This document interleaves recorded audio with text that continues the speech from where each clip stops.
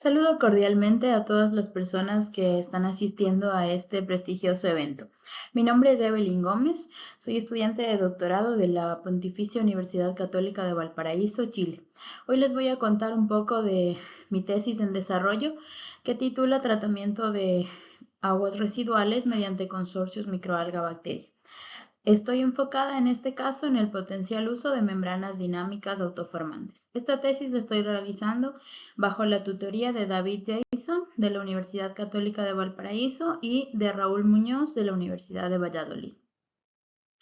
Como para entrar en contexto, sabemos que dentro de la sustentabilidad, en lo que refiere al área ambiente, uno de los pilares fundamentales es la reutilización de recursos. Dentro de esto, si pensamos en el recurso agua, es de vital importancia que este recurso pueda limpiarse antes de desecharse a las fuentes naturales de agua, sea para que se mantengan en estas fuentes o sea para su reutilización. Entonces entramos al tratamiento de aguas residuales. Este tema es tan importante que incluso el sexto objetivo de los ODS habla del agua limpia y la sanitización, teniendo un enfoque principal en el tratamiento de aguas para la seguridad y el reuso. En este contexto, los datos que nos muestran es que si los índices respecto al tratamiento de agua siguen como hasta la actualidad, para el 2030 1.6 billones de personas todavía van a carecer de tratamientos adecuados. Esto que hace que casi 2 billones de personas para el 2030 todavía tengan faltas de higiene básico en sus casas, en sus domicilios. Entonces, si pensamos como investigadores, como ingenieros, como industriales, ¿cuál sería el escenario ideal? Un tratamiento de agua que sea eficiente en cuanto a remociones, que sea sustentable con bajas emisiones de CO2, recordando que las emisiones de CO2 más importantes vienen de las plantas de tratamiento, que tenga bajo costo y además que sea de fácil operación. Hasta el momento, la ciencia, la tecnología ha desarrollado sistemas de tratamiento que van abordando algunos de estos temas. Sin embargo, todavía no se ha logrado un tratamiento ideal, por decirlo así. Entonces, en la búsqueda de uno de estos tratamientos, aparece el tratamiento mediante consorcios microalga-bacteria. Las fotos que les presento acá son de plantas reales de tratamiento que, como podemos ver, son muy grandes y la superficie, el área que ocupan es bastante amplia. Entonces, ¿qué podemos decir respecto a este tratamiento que en los últimos años ha ido, ha ido aumentando como el interés de la comunidad científica en este tema? Podemos ver a través de los artículos que se han publicado a partir, por ejemplo, del 2014, que van de más de 20 artículos al año, y hasta el 2021 que fue realizada esta gráfica.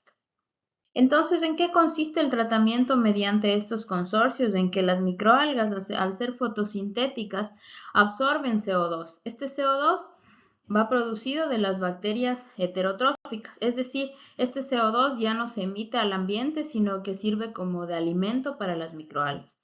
Estas microalgas además producen oxígeno, que le va a servir para la oxidación de la materia orgánica por las bacterias heterotróficas, es decir, ya no necesitamos aireación mecánica. Y además la biomasa microalgal es capaz de asimilar compuestos nitrogenados y también fosfatos. Entonces vemos que con estas ventajas el sistema es prometedor porque nos ofrece bajas emisiones de CO2, requerimientos de oxígeno prácticamente nulos, bajo consumo de energía y tratamiento eficiente en cuanto a remoción. Sin embargo, todavía quedan algunas desventajas como la baja sedimentabilidad de las microalgas, lo que hace difícil la separación, es decir, lo que hace difícil la clarificación final del efluente. Para eso, en el grupo de investigación en el que me encuentro, se ha probado el uso de este tipo de tratamiento en reactores de membrana. ¿Para qué? Lo que hace es que los consorcios microalga-bacterias realizan la remoción y luego el agua tratada pasa por una membrana que puede estar dentro del mismo reactor, clarificando el efluente. El grupo de investigación ya ha realizado ensayos en laboratorio en reactores de 50 litros acoplados a membranas de ultrafiltración. ¿Qué se ha conseguido? Que los sólidos totales, es decir, los microorganismos se mantengan más tiempo en el reactor, haciendo más eficiente el tratamiento, es decir, la remoción, y además que al retenerse esta biomasa, el efluente clarifica. Eso se ha logrado. En cuanto a remociones, podemos observar en la gráfica que la remoción de DQO se mantiene muy baja. Asimismo, la remoción, asimismo, la remoción de nutrientes es buena porque los niveles se mantienen también muy bajos. Los nitratos también se mantienen bajos. Sin embargo, en el reactor de membrana podemos ver que los nitratos se mantienen más altos que en un reactor convencional. Esto es porque en la retención se facilita que la biomasa se mantenga adentro, aumentando los tiempos y haciendo que no sea este sistema tan eficiente en cuanto a la remoción de nitratos. Sin embargo, esto, más allá de ser una desventaja, podría ser una ventaja, siendo que el agua se utilizara para nitrificación o para fertilización de suelos. Los fosfatos también podemos ver que se mantienen en niveles muy bajos, es decir, con una muy buena remoción. En general, podemos decir que este sistema permite muy buenos parámetros finales ya del efluente. Entonces aquí tenemos una comparación en esta tabla entre tiempos de retenciones de 7 días y de 4 días, y en ambos casos podemos ver que el reactor de membrana, en comparación a un reactor convencional, da mucho mejores resultados en casi todos los ámbitos. Además, este sistema ya se ha probado de manera piloto en una planta de tratamiento en la capital del país, en Santiago. Entonces, ¿qué podemos decir ahora? Que este sistema nos ha permitido una separación eficiente sólido-líquido, es decir, una buena clarificación. Además, este sistema puede permitir actuar para cosecha de biomasa, es decir, si los sólidos se quieren utilizar en otra cosa, este sistema también nos sirve. Además, nos incrementa las concentraciones de biomasa y tiene una alta remoción de nutrientes. Ahora, ¿cuáles son las desventajas de este sistema?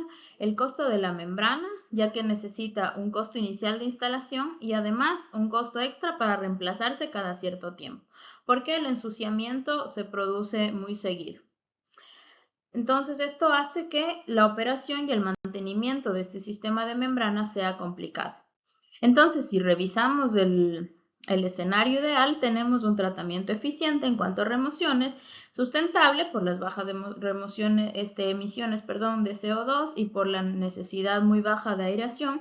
Sin embargo, estamos todavía con el reto de los costos y de la operación. Entonces, ¿en qué nos encontramos en este momento? Analizando las membranas dinámicas autoformantes. ¿Esto qué significa? Que al sistema anterior de microalga bacteria, en el reactor de membrana, tratamos de acoplar este sistema de membranas dinámicas autoformantes como un reemplazo a las membranas convencionales.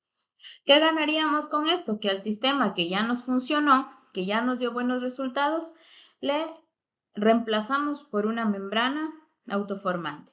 ¿Esto en qué consiste? En una membrana de poro grueso que en un material que puede ser nylon, por ejemplo, puede ser acero inoxidable, puede ser cerámica. Entonces, estos materiales ya son de bajo costo y como son de poro grueso, el ensuciamiento es menor. Entonces, ¿qué pasa? Que al filtrar el agua residual se van acumulando capa tras capa sobre este soporte formando una membrana. Entonces, el medio filtrante ya no es el soporte de poro grueso, sino que los sólidos que se acumulan forman ya una membrana que permite clarificar el efluente. ¿Qué es lo que buscamos con esta membrana? Que tenga una menor resistencia a la filtración, permitiéndonos trabajar con flujos más altos, que tenga bajos requerimientos de energía que sea más fácil de operar, bajando los costos de operación, que tenga alta remoción de contaminantes y que nos retenga la biomasa en un nivel similar de las membranas convencionales para obtener efluentes claros.